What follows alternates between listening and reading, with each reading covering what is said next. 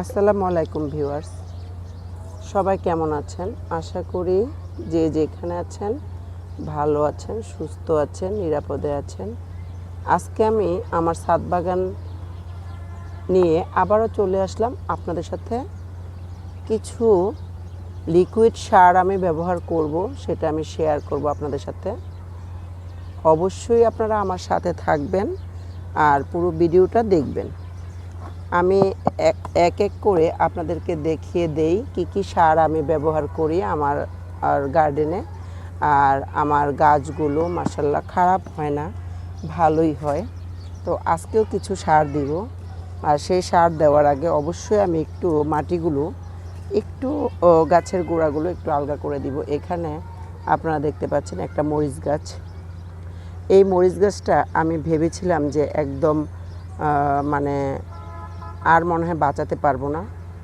আলহামদুলিল্লাহ, আল্লাহর অশেষ রহমতে আমি মরিচ গাছটাকে ছাটিয়ে দিয়েছিলাম, একদম ডালপালা সব কেটে দিয়েছিলাম। আপনারা দেখে নিশ্চয়ই বুঝতে পারছেন ডালপালা কেটে দেওয়ার কারণে এখন আবার নতুন করে ডালপালা বের হয়ে সেটাতে অলরেডি ফুল চলে আসছে। আর আমি কিছু পাতাগুলো কেটে দিচ্ছি, একটু বড় বড় পাতা, নিচের পুরনো পাতাগুলো আপনারা অবশ্যই কেটে দেবেন।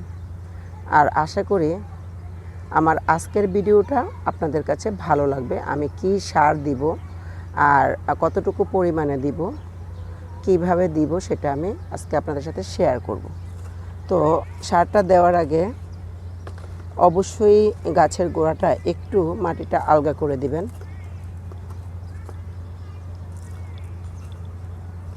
পুরো ভিডিওটা জুড়ে আমি কিছু কিছু টিপস আপনাদের সাথে শেয়ার করব, অবশ্যই আপনারা মনোযোগ দিয়ে শুনবেন।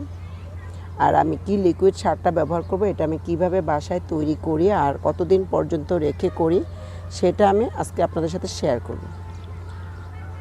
এই যে এখানে দেখতে পাচ্ছেন একটা বালতিতে কিছু পানি রাখা আছে। এটা কিন্তু শুধু পানি না, এটা কি সেটাই আমি আজকে আপনাদেরকে বলবো। আর এটা শেষ পর্যন্ত আপনাদের ভিডিওটা দেখতে হবে। একটু নেড়েচেড়ে নিচ্ছি এই পানিটা দেখুন এখন কিন্তু নিচে যে জমা ছিল এটা কিন্তু সাদা হয়ে গেছে পুরো পানিটা। প্রথমে কিন্তু এত সাদা ছিল না। আর এই পানিটা হচ্ছে চাল ধোয়া, ডাল ধোয়া। আমি প্রতিদিন যে ভাত রান্না করি, যে চালটা ধুই, সেই চাল ধোয়া পানি আর ডাল ধোয়া পানি এখানে আমি ব্যবহার করেছি, মানে রেখেছি প্রায় 5-6 দিন এভাবে ঢেকে রেখেছিলাম রান্নাঘরেই। তো রান্নাঘরে ঢেকে রাখতে হবে, কারণ এটা থেকে কিন্তু একটু গন্ধ বের হয়, একটু দুর্গন্ধ টাইপের।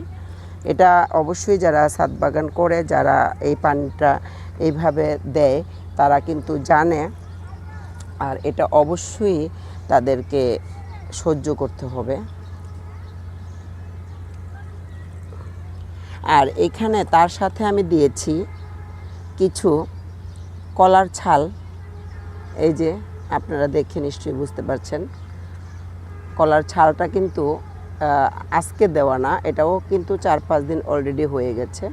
আর এটা কিন্তু পানিটা দেওয়ার পরে কলার ছালটাকে আবারও আমি ভিজিয়ে রাখবো, যেন আবারও এটা থেকে আমি সার পাই। এই যে এটা কিন্তু দেখেই বুঝতে পারছেন অলরেডি 5-6 দিন আগের। আর এই পানিটা আমি কলার ছালটা আমি আলাদা করেও ভেজাই। আবার আজকে আমি মানে এবার আমি এই চাল ডাল ধোয়া পানির সাথেই দিয়েছিলাম, কারণ এটার সাথেও কিন্তু দিলে আমার মনে হয় খারাপ হয় না, ভালোই হয়। কারণ একসাথে দুটো সার আমরা পেয়ে যাচ্ছি। আর এখানে পুরো বালতিতে ভরা পানি আছে, এটাতে কিন্তু ফ্রেশ পানি মেলানোরও কোনো দরকার নাই। এখন আমি এখানে যে আমার লেবু গাছটা দেখেছিলেন আপনারা, যে অনেক লেবু ধরেছে, আরও ফুল করে আছে, এটাতে অবশ্যই এখন কিছু আলাদা যত্নের দরকার আছে। আর এই আলাদা যত্নের জন্য আমি 2-3 দিন আগে দিয়েছিলাম ডিমের খোসা গুঁড়ো করে ব্লেন্ড করে। আর আজকে আমি এই পানিটা, মানে এই তরল সারটা আমি দিয়ে দিব।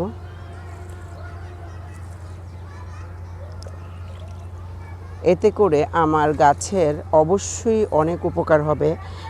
চাল ডাল ধোয়া পানি আমি রেগুলারই দেই এবং আমি অনেক উপকার পেয়েছি। সেই জন্য আমি কষ্ট হলেও এটা আমি রেখে দেই এবং রেখে 4-5 দিন একটু ঢেকে রেখে তারপরে আমি পানিটাকে গাছে ব্যবহার করি। আপনারাও এরকম করবেন, আশা করি আপনাদেরও উপকারে আসবে। আমি জানি অনেক আপুরা ভাইয়ারা আমার থেকে অনেক বেশি গার্ডেন করে এবং গার্ডেন করতে ভালোবাসে। তাদের অনেক ভিডিও আমি দেখি, আমার খুব ভালো লাগে। আর আমিও তাদের কাছ থেকে অনেক কিছু ফলো করি এবং আমার ভালো লাগে দেখতে, আমি তাদের ফুল ভিডিওগুলো দেখি। তো এই তরল সারটা আপনারাও নিজেরা বাসায় তৈরি করবেন এবং গাছের গোড়াতে দিবেন। আমি মনে করি না, এটা আমি প্রমাণ পেয়েছি, অনেক ভালো উপকার হয়। আর সাথে কলার ছাল ইচ্ছা করলে আপনারা এই পানিতেও ভিজাতে পারবেন, আবার ইচ্ছা করলে আপনারা কলার ছালটা ছোট ছোট করে কেটে আপনারা আলাদা করে ফ্রেশ পানিতেও ভিজাতে পারেন। সেই ছালটা আপনারা আলাদা করে ভিজিয়ে 5-6 দিন রেখে তারপরে কিন্তু সেই পানিটা আপনারা গাছের গোড়াতে ফ্রেশ পানির সাথে মিলিয়ে, অবশ্যই কলার ছালটা যখন আপনারা আলাদাভাবে ভেজাবেন তখন অবশ্যই ফ্রেশ পানির সাথে মিলিয়ে দিবেন। আর এটা কিন্তু আমার বালতি একদম ভরা ছিল পানিতে, সেই জন্য আমি আর ফ্রেশ পানিটা মেলাইনি। তো আপনারা এরকম সার তৈরি করে গাছের গোড়ায় দিবেন। আমি আজকে আরও কিছু গাছের গোড়া দিব, কতটুকু পরিমাণে দিব সেটাও বলে দিব। এখানে একটা বড় ড্রাম আছে, সেটাতে আমি দিয়েছি এবার সিম গাছ অনেকগুলো। এই যে এখানে একটা সিম গাছ, এখানে আছে একটা, এখানে আছে দুটো। অলরেডি সিম গাছটা আমার মাচায় উঠে গেছে, আপনারা দেখতে পাচ্ছেন। আর সিম গাছের আজকে কিছু কিছু নিচের পাতাগুলো আমি ছিঁড়ে দিব। এটাও কিন্তু একটা টিপস, পাতাগুলো ছিঁড়ে নিচের পাতাগুলো কিন্তু ছিঁড়ে দেওয়াটাই ভালো। এটা কিন্তু আস্তে আস্তে হলুদ হয়ে যাবে আর নষ্ট হয়ে যাবে। আর উপরে নিচের পাতাগুলো ছিঁড়ে দিলে উপরের পাতাগুলো কিন্তু অনেক ভালো হয়, উপর থেকে গাছটা অনেক ভালো হয়। এটা আমি দেখেছি নিজেও অনেক, এরকম করে কিন্তু আমি লাউ গাছও কেটে দিই। তো এই সিম গাছেও আমি সেই তরল সারটা আমি দিব। আর এটা যেহেতু বড় ড্রাম, এটাতে আমি 1 মগ পুরো একটু একটু করে দিয়ে দিব সব গাছের সাইড দিয়ে, মানে গাছের গোড়ার সাইড দিয়ে। এটা কিন্তু খুবই উপকারী, একদম আপনি নিজেই বুঝতে পারবেন। এটাকে আমি তরল সারই বলি।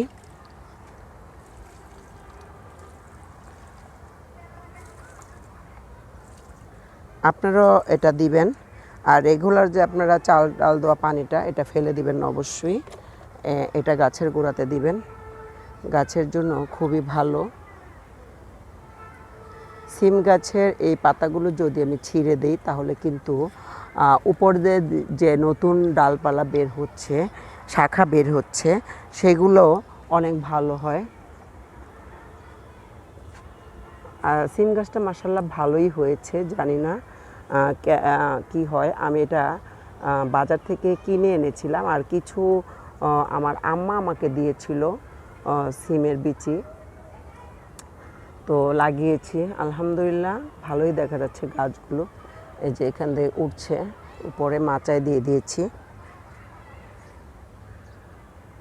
তো এটা যেহেতু বড় ড্রাম, এখানে আমি পুরো 1 মগ দিয়ে।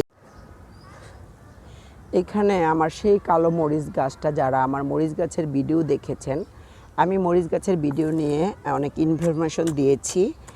আর আপনারা সেই ভিডিওগুলো দেখে নেবেন যাদের মরিচ গাছের প্রবলেম আছে। আপনারা নিশ্চয়ই দেখতে পাচ্ছেন আমার মরিচ গাছটা মাশাআল্লাহ কতটা হেলদি আর কত মরিচ ধরেছে। এটা থেকে আমি বেশ ভালোই মরিচ খেয়েছি, এখনও প্রচুর মরিচ ধরে আছে মাশাআল্লাহ। আর এটা কিন্তু শুধু এইভাবেই যত্ন করেছি আমি, আর সেগুলোই বলছি আপনাদেরকে। আর এখানে আমি কিছু মানে সবজি পচানো ছিল, মানে সেগুলো আমি সরাসরি দিয়েছি। আমার মনে হয় এতে গাছের কোনো ক্ষতি হয় না। আস্তে আস্তে মাটির সাথে মিশে এগুলো একটা মাটি তৈরি হয়ে যায়। ডিমের খোসাগুলো এভাবেও আমি দেই, আমি ব্লেন্ড করে গুঁড়ো করেও দেই। এটা কিন্তু খুবই উপকারী গাছের জন্য। আমি একটু মিলিয়ে দিচ্ছি আর একটু মাটিটা আলগা করে তারপরে আমি এই লিকুইড সারটা ব্যবহার করব। আপনারা কীরকম ভিডিও দেখতে চান আর আমাকে অবশ্যই একটু জানাবেন। আর আমার ভিডিওগুলো আপনাদের কেমন লাগে অবশ্যই আমাকে কমেন্টসে জানাবেন। আশা করি আপনারা একটু হলেও উপকৃত হবেন।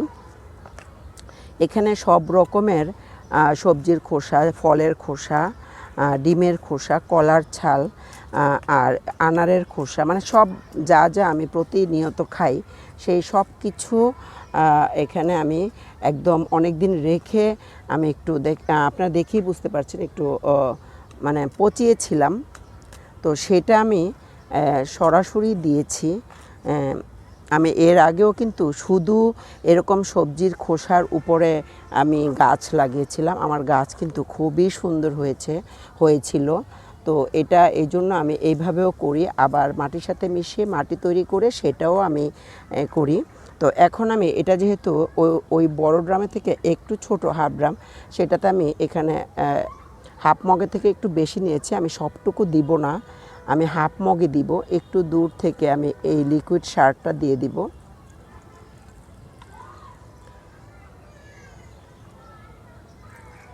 সবটুকু দেইনি, এই যে কিছুটা রয়ে গেছে, তো এটুকুই আমি দিব। আর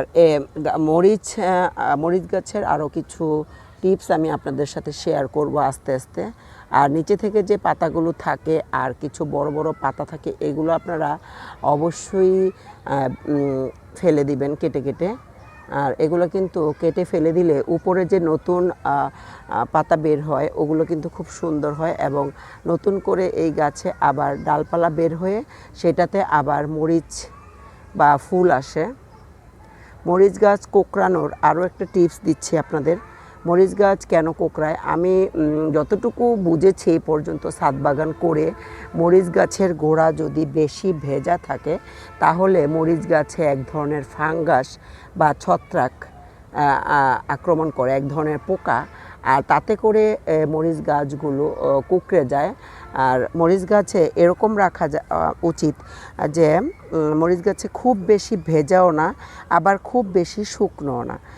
বেশি শুকনো থাকলে কিন্তু মরিচ গাছ ঢলে পড়ে একদম। এটা আপনাদের অবশ্যই খেয়াল রাখতে পারে। আর মাঝে মাঝে কিন্তু আপনারা এই পাতাগুলোতে পানি স্প্রে করবেন, এতে করে খুব ভালো হয় মরিচ গাছ দেখতে একদম ফ্রেশ থাকে বা পাতাগুলো একদম ফ্রেশ থাকে। আর এখন কিন্তু প্রচুর আবার বৃষ্টির ফাঁকে ফাঁকে অনেক রোদ আসে ছাদ বাগানে। তো এই রোদের থেকে বাঁচাতে হলে গাছগুলোকে আমাদের প্রায়ই গাছে পানি স্প্রে করতে হবে, ফ্রেশ পানি। আর আপনারা ইচ্ছা করলে একটু বোরন সার বা একটু ভিটামিন দিয়েও স্প্রে করতে পারেন, এতে করে আপনি দুই ধরনের উপকারী পাবেন। তো এখানে এটুকুই আমি দিয়েছি। আমি আরও গাছে যতটুকু ছিল আমি মোটামুটি আমার লেবু গাছে, মরিচ গাছে, দুটো মরিচ গাছে, আরও কিছু গাছে দিতে পারবো। তো আজকে আপনাদের সাথে আর কিছু শেয়ার করছি না, এটুকুই শেয়ার করছি। আপনারা এই লিকুইড সারটা অবশ্যই দিবেন, অবশ্যই আপনাদের গাছের অনেক উপকার পাবেন। আর বিশেষ করে এরকম মরিচ গাছে আর ফুল ফল ধরা যে অবস্থার গাছে, সেই অবস্থার গাছে এরকম দিবেন, অবশ্যই আপনাদের গাছের উপকার হবে। তো সবাই ভালো থাকবেন। আজকে এই পর্যন্তই। আরও এরকম ছোট্ট ছোট্ট টিপস নিয়ে আমি চলে আসব আপনাদের মাঝে মাঝেই। আশা করি আপনারা আমার ফুল ভিডিওগুলো দেখবেন। নতুন হয়ে থাকলে আমার চ্যানেলটা সাবস্ক্রাইব করে পাশে থাকা বেল আইকনটা অলে ক্লিক করবেন। সবাই ভালো থাকবেন। আজকে এই পর্যন্তই। আল্লাহ হাফেজ। আসসালামু আলাইকুম।